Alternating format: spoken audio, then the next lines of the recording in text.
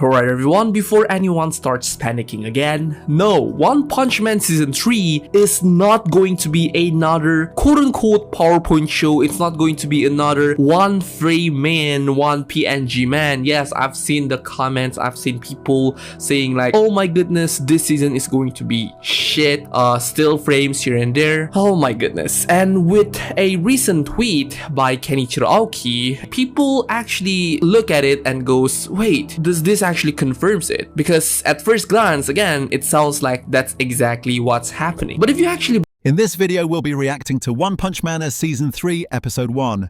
The return of Saitama, the hero who broke anime itself. And after years of waiting, fans couldn't be more divided. This might not be the comeback fans are dreaming of. Break it down, if you actually read the entirety properly, or if you actually have a proper reading comprehension, I would say the tweet is much more technical and it makes sense. So yes everyone, today we're going to be going through his tweet and what he actually meant. Yes, somehow I am going to be milking one tweet from Kenichiro Aoki into an 8, 9, 10 minutes video. How is that even possible? Guys, I am one milkman. I'm able to turn one sentence into a full-on video, so I'm not sure how you guys are still underestimating the milking power of... Okay, so without further ado, don't forget to subscribe and like, and let's get straight into the tweet itself. Alright everyone, so here's what Aoki tweeted in Japanese. So for the sake of 8, 9, 10 minutes length of the video, I'm going to be trying to read it in Japanese. So here's a hard watch. Skip to this particular part of the video if you guys do not want me to entirely butcher the actual Japanese pronunciation. So here goes nothing. キャラクターの動き自体は画面の中で大きく動かないが、それに合わせて髪や服、マントなどなびき物をしっかりなびかせるには動画にやってもらうには難しいので原画で描かなきゃいけないのが結構大変。前に中割り参考でなびき描いて他合わせてをやったことあるがうまくいかなかった。Alright, that sounds rough as hell.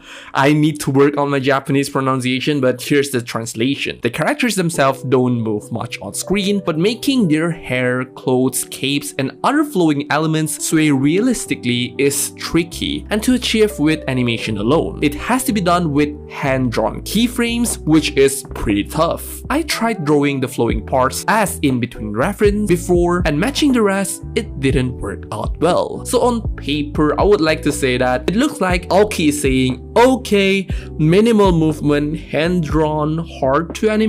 But if we actually can comprehend something that simple, he's actually describing keyframe level of detailing. TLDR, from what I can understand from this tweet alone, it means that cape or fabric movement in between alone is not able to bring it to life. Let's be honest. Quires, One Punch Man changed anime when it first dropped. It redefined what a parody could be. It was hilarious, powerful, and smart all at once.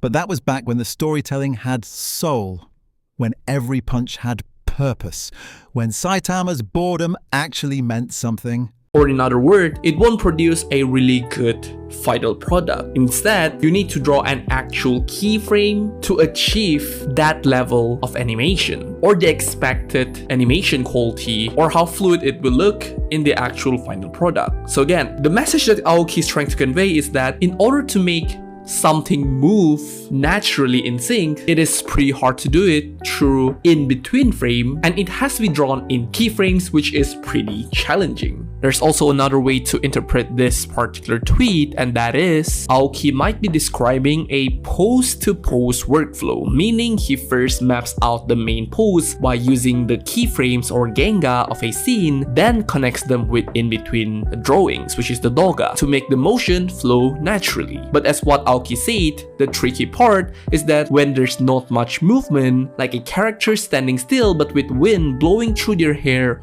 or cape, connecting those poses might becomes harder. And he even said that he tried adding those flowing elements as in-betweens or doga to test how they match the key poses, and it didn't work out well. Basically, this tweet is saying that he couldn't connect the dots between poses smoothly because the movement was too subtle. And that is exactly why he said in this particular tweet that it is hard to do that with in-between references before and it didn't go well for him. So it has to be drawn in the keyframes itself rather than having an in-betweener doing that for you. But to be honest, he didn't even mention One Punch Man in this tweet, which is pretty funny. But looking at it, it honestly seems like a general animation take, the kind of thing most animators would say. But since it's Kenichiro Aoki, somehow every tweet of his ends up being connected to One Punch Man. So, but again, it doesn't mean it is entirely unrelated to the anime whatsoever, so there's that. So that's the whole point of the tweet itself. But somehow, people on this app that are also part of the One Punch Man fandom has a pretty low or below the average level of comprehension and go for a comments that are pretty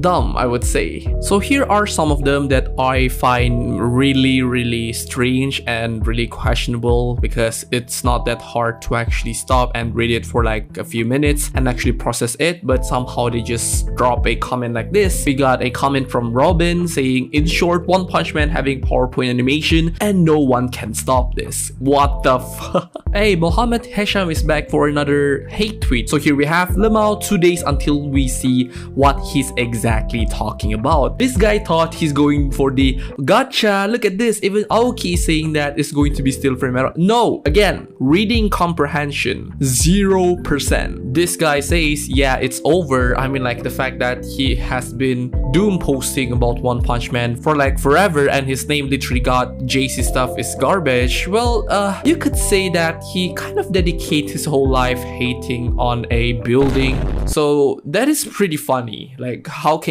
Now, it feels like the series is losing what made it special. Season 3 is supposed to adapt one of the best arcs in the manga, the Monster Association arc. Yet that's exactly why fans should be worried, because this arc isn't easy to adapt. It's massive, chaotic, and packed with characters that need real emotional depth to hit properly. And let's not forget what happened after Season 1. When Madhouse handled the first season, it was art. The animation, the timing, the tone, perfect. But after the studio switch in Season 2, things fell apart. The pacing felt rushed. The fights lost their punch. Literally. And while the story was still good, it didn't feel the same.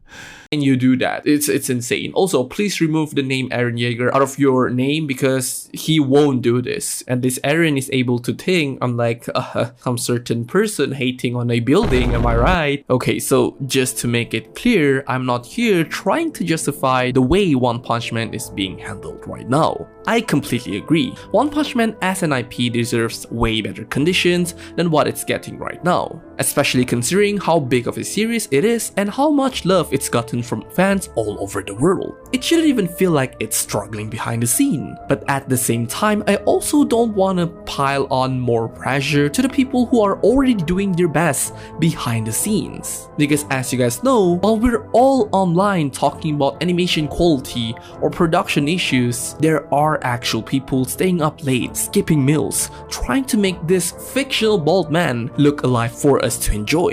And I would say that's kind of what bugs me. The whole internet's full of people just throwing hate or making rage bait videos for clicks. That's not criticism anymore, that's just being immature. Constructive criticism? Yes, that's completely fine. That's how things improve and evolve into something better in the future. But when it comes to haha this sucks or oh my goodness still frames for views, that's when it crosses the line. But at the end of the day, yes, One Punch Man deserves better. And so do the people that are animating it. They're not the ones making the big production decisions, but they're just the one that taking the hits when things go wrong. So honestly, maybe just show a bit of appreciation as they're out here trying to make something work under all that pressure. And I would say that deserves at least some respect, in which why I'm making tons of animator spotlight video that are heavily inspired by the Canepa effects, and I'm trying to enlighten more people on these few underrated animators that are trying their best to work on a show that tons of people are literally using for views. I mean, like, I am, but you guys understand that. But anyways, those are basically it. It's almost 8 minutes mark, I think, or 9, I'm not sure. But yes, everyone, thank you very much for watching this video. Those are basically it. I hope this video as a whole is pretty informative for you guys. Just a few days left before the actual One Punch Man Season 3 Episode 1. And yes, everyone, before the video ends, I would like to announce that I will be streaming my reaction on Twitch. Yes, I'll be reacting to the actual One Punch Man Season 3. So now the question is, can Season 3 actually bring back that magic? Or are we just chasing nostalgia? Because One Punch Man isn't just about cool fights, it's about it's about existential dread. It's about a man who's too strong to care anymore. If the new season focuses only on flashy animation and forgets that emotional backbone, it's over. Saitama isn't supposed to be a hype machine, he's a tragedy in disguise. And if Season 3 forgets that, it'll look good, but feel empty, just like the hero it's built around. I want it to be amazing. I need it to be amazing. But deep down, I can't shake the fear that this new season will prove what we've all been avoiding. That One Punch Man peaked when it was still about meaning, not marketing.